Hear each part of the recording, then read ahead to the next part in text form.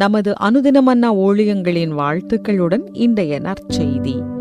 கடந்த மற்றும் நிகழ்கால தேவன். இன்றைய வேதாகம பகுதி எரேமியா 29 அதிகாரம் 8 முதல் 14 வரை உள்ள வசனங்கள். மேலும் உங்கள் நடுவில் இருக்கிற உங்கள் தீர்க்கதரிசிகளும் உங்கள் குறிக்காரரும் உங்களை மோசம் போக்க ஒட்டாதிருங்கள். சொப்பனம் காணப்பண்ணுகிற உங்கள் சொப்பனக்காரருக்கு செவி கொடாமலும் இருங்கள் என்று இஸ்ரவேலின் தேவனாகிய சேனைகளின் கர்த்தர் சொல்லுகிறார்.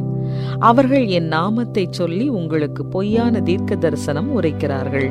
நான் அவர்களை அனுப்பினதில்லை என்று கர்த்தர் சொல்லுகிறார். பாபிலோனிலே 70 வருஷம் நிறைவேறின பின்பு நான் உங்களை சந்தித்து உங்களை இவ்விடத்துக்கு திரும்பி வர பண்ணும்படிக்கு உங்கள் மேல் என் நல்வார்த்தையை நிறைவேற பண்ணுவேன் என்று கர்த்தர் சொல்லுகிறார். நீங்கள் எதிர்பார்த்திருக்கும் முடிவை உங்களுக்கு கொடுக்கும்படிக்கு நான் உங்கள் பேரில் நினைத்திருக்கிற நினைவுகளை அறிவேன் என்று கர்த்தர் சொல்லுகிறார். அவைகள் தீமைக்கல்ல, சமாதானத்துக்கு ஏதுவான நினைவுகளே. அப்பொழுது நீங்கள் கூடி வந்து என்னை தொழுது கொண்டு என்னை நோக்கி விண்ணப்பம் பண்ணுவீர்கள். நான் உங்களுக்கு செவி கொடுப்பேன். உங்கள் முழு இருதயத்தோடும் என்னை தேடினீர்களானால் என்னை தேடுகையில் கண்டுபிடிப்பீர்கள். நான் உங்களுக்கு காணப்படுவேன் என்று கர்த்தர் சொல்லுகிறார்.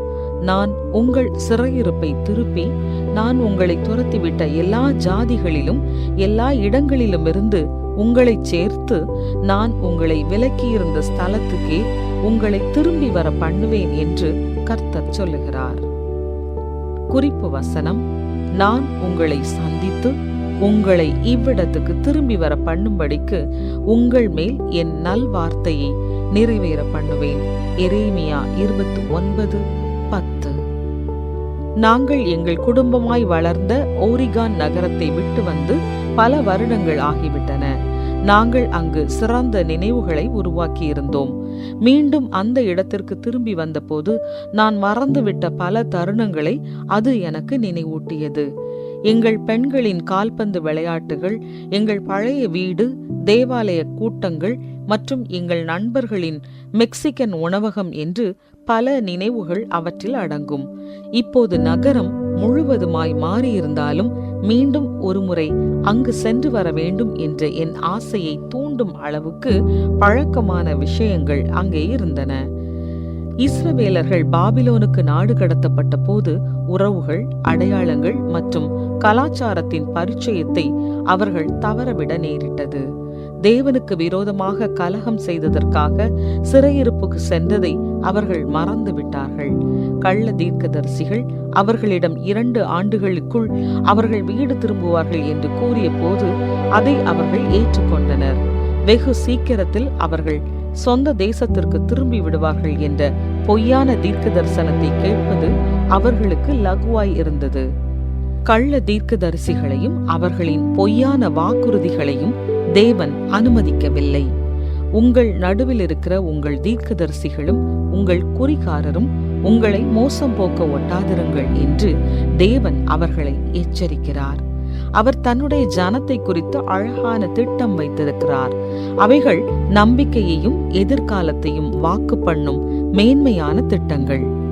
சூழ்நிலை சவாலானதாகவும் கடினமானதாகவும் புதியதாகவும் இருந்தது.